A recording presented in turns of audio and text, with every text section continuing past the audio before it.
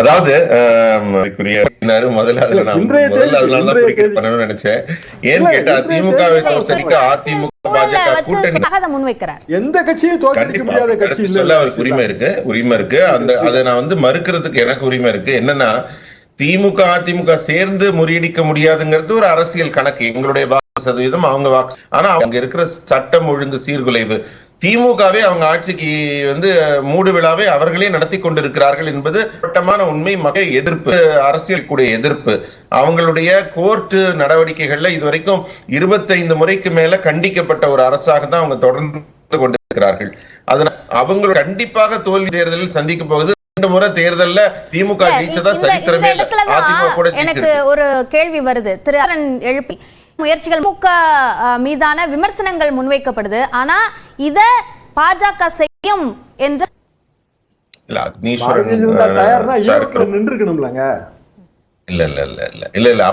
அப்படி இல்ல. நீங்க ரொம்ப தெளிவாக எங்க தலைவர் இதுக்கு முன்னாடி இதேயோட கிழக்குல பட்டியல் அடைச்சு வச்சு பணத்தையும் வெள்ளி கொலுசையும் அப்படியே நடத்தின ஒரு கண்டிச்சிருக்கிறோம். எத்தனை கோடிகள் இறைக்கப்பட்டன ஒரு தொகுதிக்காக எல்லாரும் வெளிப்படையா பார்த்த ஒரு விடயம். அது மாதிரி இன்னொரு ஜனநாயக அவலம் நடக்க வேண்டாம், அதுல நம்மளும் பங்கெடுக்க வேண்டாம்ங்கிறது எடுத்த முடிவு. அது மிக குறைந்த காலகட்டத்துக்காக நடக்க போகுது. அதே மாதிரி 2-3 விடயங்கள் நான் முடிச்சிடுறேன். என்னோட கருத்து இறுதி கருத்தா கூட நீங்க எடுத்துக்கலாம். அதாவது துக்ளக் ஆசிரியர் அவங்க குருமூர்த்தி அவர்கள் வைத்த பார்வையை பத்தி அவங்க சொன்னாங்க. அவர் அந்த மாதிரி ஒரு கருத்தை சொல்லியிருக்காரு. அது நடக்க போறதில்லை. எப்படி ஷாம் அண்ணா ஒரு பத்திரிகையாளரோ, குருமூர்த்தி அவர்களும் ஒரு பத்திரிகையாளராக தனது பார்வையை மிக தெளிவாக துல்லியமாக, இன்னும் சொல்ல போனா நேரடி அரசியல் களத்தில் இருக்கிற ஒரு அரசியல் விமர்சக பத்திரிகையாகவே அது நடந்து கொண்டிருக்கிறது. ஒரு இன்வெஸ்டிகேட்டிவ் ஜேர்னலிசமா தராசு நடந்த மாதிரி இல்ல. அவங்க நேரடி அரசியல் விமர்சிக்கிற ஒரு பத்திரிகையாகத்தான் ஷோ நடத்தினாரு. அதே மாதிரிதான் அவங்க தொடர்ந்து வராங்க. அவங்களுடைய பார்வையில மிகப்பெரிய அர்த்தமும் பொருளும், ஒரு வருங்காலத்தை துல்லியமாக கணிக்கக்கூடிய ஒரு தெளிவும் இருக்குங்கிறது எனக்கு மாற்று கருத்தே இல்லை. பல விஷயங்கள் அந்த பத்திரிகை படிச்சே நாங்க தெரிஞ்சுக்குவோம். அதனால பார்வையா ஆசையா பாசமா இல்ல அவருடைய பார்வையில தெளிவு இருக்குங்கிறேன். அது ஆசையாவும் இருக்கலாம். பத்திரிகையாளர் நீங்க வலிந்து திணிக்க முடியாது. இல்ல பார்வையே நிறைய பார்வைகள் தவறாதான் முடிஞ்சது. அப்படி இல்ல.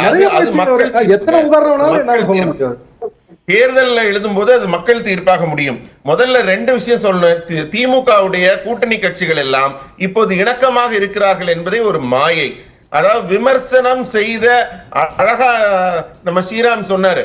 அவங்க கூட்டணி கட்சிகள்ல விமர்சனம் செய்த ஸ்ரீராம் அடிமைகளாக இருக்கிறார்கள்னு. ஒரு விமர்சனம் வச்ச உடனே ஆதவர்ஜனா காணா போறாரு. ஒரு விமர்சனம் வச்ச உடனே பாலகிருஷ்ணன் காணாம போறாரு. கூட்டணி கட்சியில இருந்து டிஸ்மிஸ் பண்ணக்கூடிய சக்தி திமுக காணாம போனாரு. அவரோட பதவி காலம் முடிஞ்சது, அதனால தலைவர் மாறினார். அதெல்லாம் அடுத்த கட்டம். அதெல்லாம் அந்த பதவி காலம் முடிஞ்சது எதனாலன்னா திமுக மீது வைத்த விமர்சனத்தினால அவர் பதவி காலம். அவருக்கு 72 வயதானது, அதனால அவருக்கு பதவி காலம் முடிஞ்சது. அதெல்லாம் கணக்கெடுத்தது காரணமே திமுக மீது வைத்த விமர்சனம். 72 வயது ஆனதுக்கு காரணம் திமுகவா? அப்படி எல்லாம் இல்ல. நீங்க உங்களுக்கும் மிக தெளிவாக தெரியும் அவர் எதனால வெளியேற்றப்பட்டார்னு. அவரு மரியாதையா கூட அந்த வெளியேற்றம் நடக்கல.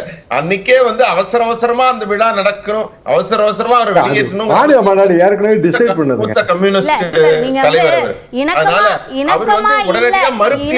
இருப்பது போன்ற மாயை இருக்குன்னு சொல்றீங்க, ஆனா அடிமையா இருக்காங்கன்னு சொல்றீங்க. ரெண்டும் முரணா இருக்கே சார். இல்ல 2 ஒரே கருத்து தான். அதாவது அது ஒரு மாயை கட்டமைத்து இருக்கிறார்களே தவிர அவர்கள் யாரும் இணக்கமாக அங்க இல்லை. எல்லாருக்கும் அவங்கவுங்க வருத்தம் இருக்கு. அதாவது விசிகாவும் எடுத்துக்கொள்ளுங்கள். அவங்க கட்சி அவங்க பங்கேற்பாளர் இல்லாதப்ப நான் அந்த விமர்சனம் வைக்க விரும்பல. விசிகா தொடர்ந்து அங்க அவமானப்படுத்தப்பட்டு கொண்டுதான் வருகிறது. அவங்க பல்ல கடிச்சு கொண்டுதான் சகித்துக் கொண்டிருக்கிறார்கள்.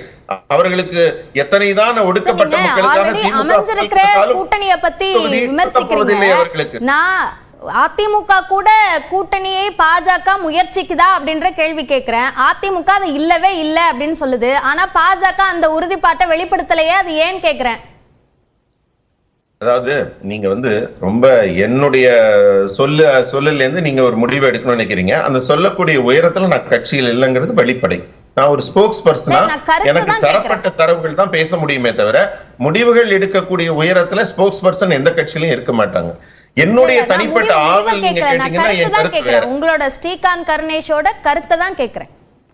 என்னுடைய கருத்து என்னன்னா, திமுகவை வீழ்த்துவதற்காக ஒத்த சக்திகள் எல்லாரும் ஒன்று சேர்ந்து போட்டியிட வேண்டும் என்பதுல எனக்கு ஒரு மாற்று கருத்தே இல்லை. அது அதிமுகவா இருக்கட்டும், இன்னும் எங்க கூட்டணியில வலுவான கட்சிகள் வந்து நாங்க வலுவோட திமுகவை எதிர்க்க வேண்டும் என்பதுல ஒரு பாஜகவின் தொண்டனாக நான் ரொம்ப ஆர்வமாக இருக்கிறேன். அது அதிமுகவாக இருந்தாலும் சரி, எனக்கு மிகுந்த சந்தோஷம் தான். இது என் தனிப்பட்ட கருத்து தானே தவிர எங்க கட்சியின் கருத்தாக அதை ஏற்றுக்கொள்ளவே முடியாது. அந்த முடிவுகள் எடுக்கக்கூடிய எங்க மாநிலத்தின் மூத்த தலைவர்கள் வந்து அவங்க மத்திய அரசுக்கு அறிவுறுத்தக்கூடிய இடத்துலதான் இருப்பார்களே தவிர முடிவெடுக்க முடியாது. தேர்தல்ல கூட்டணி கணக்கு ரொம்ப முக்கியம்.